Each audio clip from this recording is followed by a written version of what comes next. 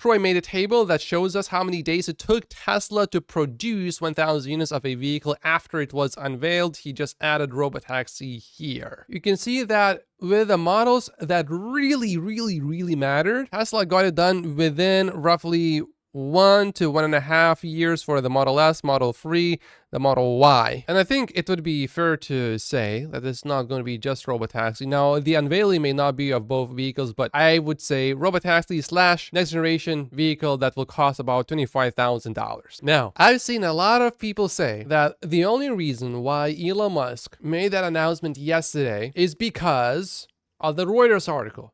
But check this out. The Tesla robotaxi unveil will happen on August the 8th. Okay, so 2 plus 0 plus 2 plus 4 equals 8. That's 2024. So that's another 8. And that's in 125 days. 1 plus 2 plus 5 equals 8 also. Now, often Omar has proven to be too optimistic, but here I'm not so sure. I estimate that Tesla is now adding well over 3 million FSD miles per day. So 1.1 billion a year. The first billion took 3.5 years. The second billion will take less than 1. It could even happen before the end of the year. Bradford commented, in my opinion, the second billion FSD miles driven should only take 3 months. And this is a major point that Omar is making. In human driving, there is a fatality roughly every 100 million miles. FSD now has 1 billion miles with no known fatalities. If human drivers had driven these 1 billion miles, statistics suggest that 10 people would be dead. Even though FSD still makes mistakes, I think I am definitely safer when I turn on FSD V12, because often it just notices things before I do. I think this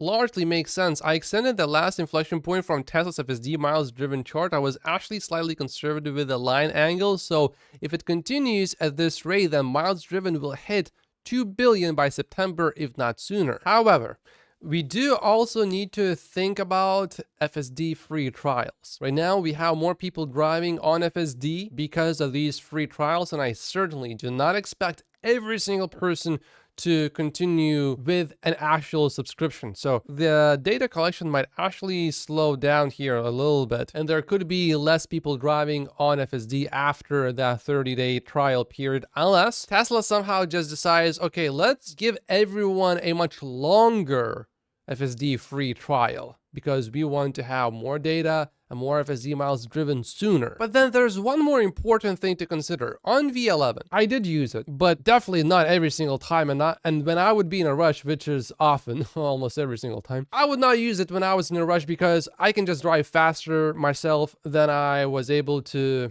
get to my destination on V11. The only thing that FSD V12 does slower is getting through stop signs because it comes to a complete full stop exactly at the line, which is often, I mean, you stop at that line and you can't really see, is the traffic coming towards you or not, because you have a building or something that's obstructing your view, so you have to move forward. So it stops, then it moves forward, then it stops again. I hate it. When I drive, I just stop where I need to stop, where I can actually see if someone is coming towards me or not, unless there's a pedestrian crossing or something like that. But I can easily overcome that by just pressing on the accelerator pedal, and then it's no issue at all.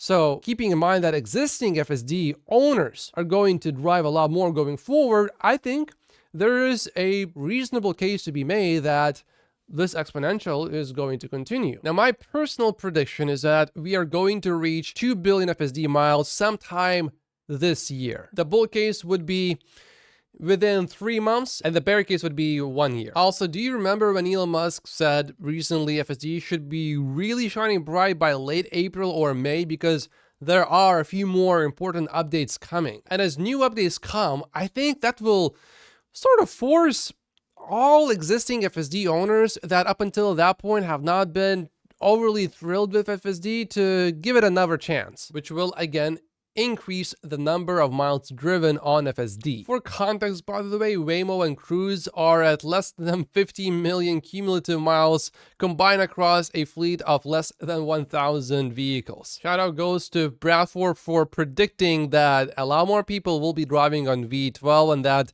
this chart is gonna go exponential. He said it 2 weeks ago. Check out my updated Tesla stock valuation model down below on Patreon, and you will see exactly how much I'm willing to pay for Tesla stock right now for one single share. My name is Matt Post. Just like and subscribe if you haven't yet, and I will see you in the next episode. Thank you so much for watching.